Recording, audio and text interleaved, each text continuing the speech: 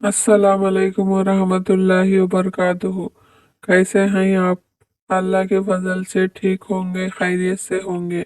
ये कहानी हातिम ताई की है।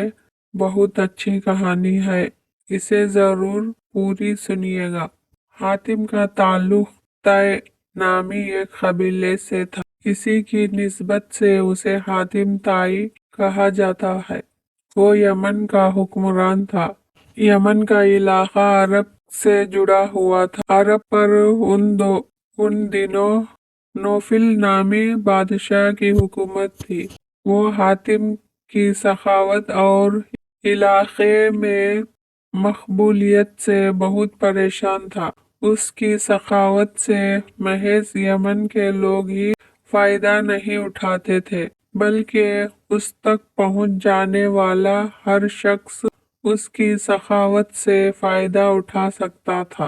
बहुत से लोग तो महज उसका इम्तिहान लेने ही उसके पास चले जाते थे और वो हमेशा हर इम्तिहान में कामयाब हुआ।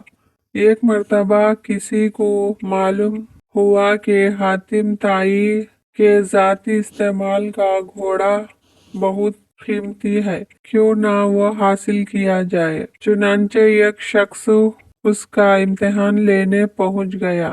हातिम उस रोज शिकार करने के लिए निकला हुआ था। इत्तेफाक से उस रोज उसे कोई शिकार भी नहीं मिला। जब वो वापस पहुंचा और उसे मालूम हुआ कि कोई मेहमान उसका इंतजार कर रहा है, तो उसने अपने मुलाजिमिन से खाना तैयार करने का हुक्म दिया। एक मुलाजिम ने कहा, सरकार, आज खाने में गोश्त का सालन नहीं बन सकेगा, क्योंकि ताज़ा गोश्त नहीं है। हातिम की गैरत इस बात को गवारा नहीं कर सकती थी कि उसके दस्तरख्वान पर मेहमान के लिए गोश्त का सालन भी न हो। उसने कहा, आज हमारा महबूब घोड़ा ही ज़बा करके पका लिया जाए। ये फैसला हुए उसे शदीद दुख भी हो रहा था, मगर उसके सिवा कोई चारा भी तो ना था। खाना तैयार हुआ। हातिम ने अपने मेहमान की तवज्जो में कोई कसर ना छोड़ी थी। मेहमान भी बहुत खुश था। सुबह जब मेहमान के जाने का वक्त हुआ तो मेहमान ने रुखसत होने से कबल उसकी मेहमान नवाजी का शुक्रिया अदा करते हुए कहा कि उसने हातिम की सखावत की बड़ी शोहरत सुनी है। अगर वो अपना पसंदीदा घोड़ा भी उसे इनायत कर दिए तो बड़ी बात होगी। हातिम उसकी ये बात सुनकर कुछ अफसरदा हुआ, मगर फिर कहने लगा, मेरे माजिज मेहमान, ये फरमाइश अगर आप गुज़िश्ता साल से पहले ही कर देते तो उसकी तामील जरूर करता, मगर अब ये मुमकिन नहीं है, क्योंकि मेरा पसंदीदा घोड़ा अब आपके पेट में पहुंच चुका है। उसके साथ ही उसने सारी मजबूरी बताई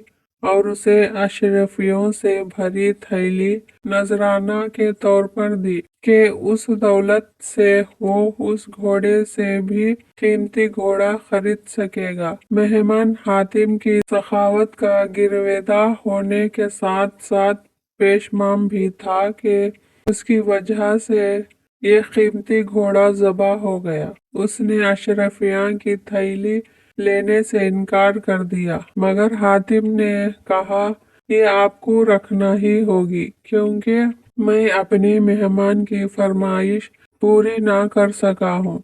हातिम सखी होने के साथ साथ बहुत नरम दिल भी था।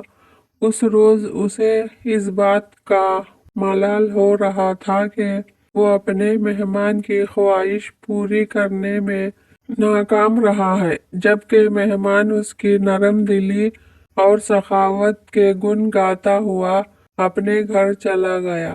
उधर अरब का नौफिल बादशाह सोच रहा था कि अगर हातिम की सखावत एक मकबूलियत इसी तरह बढ़ती रही तो फिर लोग उसकी ही तरफ जाएंगे। कोई उसकी तरफ न आएगा।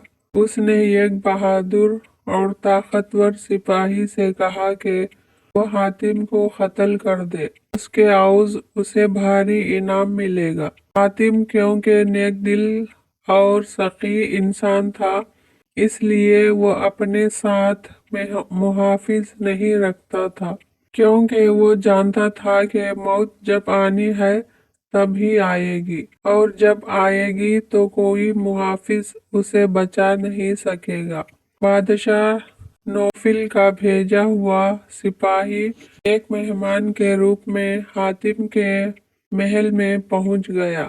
एक रात जब सब लोग सो रहे थे, तो सिपाही खामोशी से हातिम की ख्वाबगाह तक पहुंच गया। उसने देखा कि हातिम गहरी नींद सो रहा है, तो उसने अपनी कमर से बंधे खंजर को निकाला और पूरी ताकत से उस पर वार कर दिया। ऐन उसी वक्त हातिम ने करवट ली और सिपाही का निशाना चूक गया और वो हातिम के ऊपर गिर गया। हातिम इस दौरान नींद से बेदार हो चुका था। उसने अपने मेहमान सिपाही को काबू कर लिया और उससे पूछा कि उसने ऐसा क्यों किया है। क्या उसकी मेहमान नवाजी में कोई कमी रह गई थी? सिपाही ने हातिम को साफ साफ बता दिया कि वो यहाँ किस लिए आया था।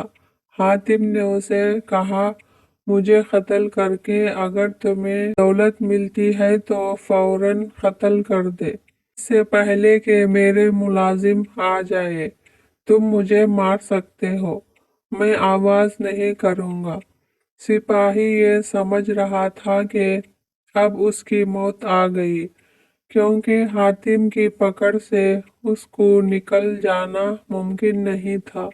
हातिम का ये रवैया देखकर सिपाही कहने लगा, हुजूर मुझे माफ कर दे, मुझसे बहुत बड़ी गलती हुई है। मैं तौबा करता हूँ और आइंदा से हमेशा आपका वफादार रहूंगा।